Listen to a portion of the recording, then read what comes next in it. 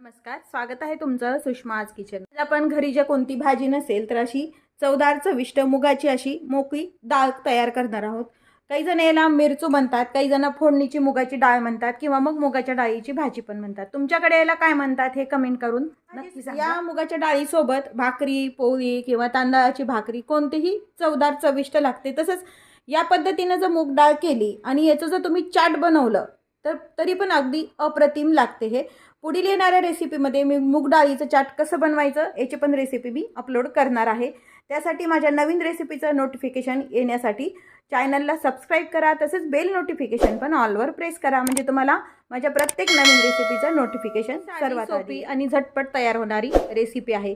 ही भाजी तुम्ही डब्याला पण झटपट तयार करून देऊ शकता. आता आपण रेसिपीला सुरुवात करूया. मुगाच्या डाळीची भाजी बनवतोय, अगदी सुक्की भाजी. ही भाजी तुम्ही टिफिनला पण एक वाटी मूग डाळ भिजत घातलेली आहे. व्यवस्थित भिजल्या गेली पाहिजे, याचा असा तुकडा पडला पाहिजे.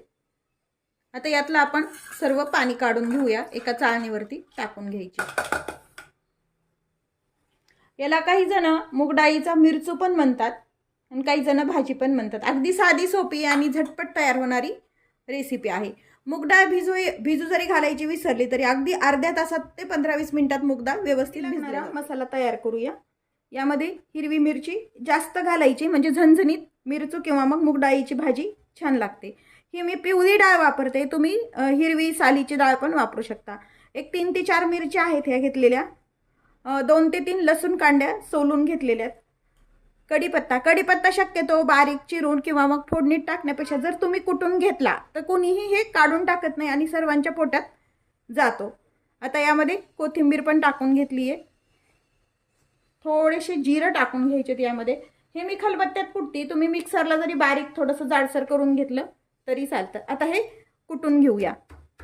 त्यांना थोडंसं मीठ टाकायचं याच्यामध्ये, म्हणजे हे जे आहे साहित्य खलबत्त्यातून बाहेर येत नाही आणि व्यवस्थित कुटल्या जातं. असं जाडसरच कुटून घ्यायचंय, फार बारीक नाही काढायचं. जरी मिक्सरवर काढलं तरी पल्स मोडवरती चालू बंद करत हे काढून घ्यायचं, म्हणजे टेस्ट पण छान लागते. याचे जास्त बारीक केलं तर हे पेस्ट सारखं तयार होतं.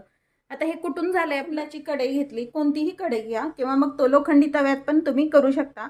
पण लोखंडाच्या कढईमध्ये केलेल्या भाज्या खायला पण पौष्टिक होतात आणि टेस्ट पण छान येते. त्यामध्ये मी 1 पळीभर तेल टाकून घेतलेलं आहे आणि गॅस सुरू केले. पाण्यासाठी थोडीशी मोहरी टाकून घ्यायची. तेल तापलेलं आहे आपलं, एक अर्धा चमचा मोहरी टाकून घ्यायची. यामध्ये आता जिरं टाकायचे. जिरं आपण वाटणामध्ये पण टाकले. कोथिंबीर लसणाचं सारण आहे ते पण यामध्ये टाकून घ्यायचं. परतून घ्यायचं आपल्याला. थोडासा मिरचीचा कच्चेपणा जाईपर्यंत 1-2 मिनिट परतून घ्यायचं. आपल्या घरात जेव्हा भाजी नसते अशा वेळेला ही झटपट अशी भाजी तयार करू शकता. अगदी अर्ध्या तासात पण भाजी तयार होते. मिरची वगैरे तर घरात असतंच प्रत्येकाच्या. आता हे परतून झालेलं थोडीशी हळद टाकून घ्यायचं आहे आणि ही जी मूग डाळ पाणी काढून घेतली ती पण यामध्ये टाकून घ्यायची आणि हे परतून घ्यायचं. ही साधारण 1 वाटी छोट्या वाटीनं मूग डाळ भिजवलेली आहे. एका माणसासाठी पुरी होती एवढी. आता हे मिक्स करून घ्यायचं. डाळ अशी व्यवस्थित पटकन शिजल्या पण जाते आणि वाफ छान येते आणि करपले जात नाही मेन म्हणजे. आता यावरती झाकण टाकून डाळ व्यवस्थित शिजेपर्यंत शिजून घ्यायचंय. गॅस मात्र कमीच ठेवायचा आहे, नाही तर करपले जातं. काढून एकदा ही भाजी पुन्हा हलवून घ्यायची आहे आणि पुन्हा आपण झाकण टाकून एक वाफ येऊ द्यायची. पुन्हा एकदा भाजीला आपण हलवून घेऊया. व्यवस्थित आपली मुगाची डाळ शिजल्या गेलेली आहे. अशी कट करून पाहिजे, नखानी तुटली की व्यवस्थित ही शिजल्या गेली. गॅस बंद करून घ्यायचा. आपली सुकी मूग डाळीची भाजी अगदी छान भाजी तयार होते आणि मोकळी पण डाळ होते. ही तुम्ही टिफिनला पण देऊ शकता. भाकरी, पोळी किंवा मग तांदळाची भाकरी, ज्वारीची भाकरी कशासोबतही अगदी याला मूग डाळीचा मिरचू म्हणतात. काही जण हे रस्सा पण करतात, सुक्की पण करतात किंवा मग फोडणीची मूग डाळ पण म्हणतात. तुमच्याकडे याला काय म्हणतात हे कमेंट करून रेसिपीला लाईक करा, चॅनलला सबस्क्राईब करा. तसेच बेल नोटिफिकेशन पण ऑलवर प्रेस करा, म्हणजे तुम्हाला माझ्या प्रत्येक नवीन रेसिपीचं नोटिफिकेशन सर्वात आधी येईल.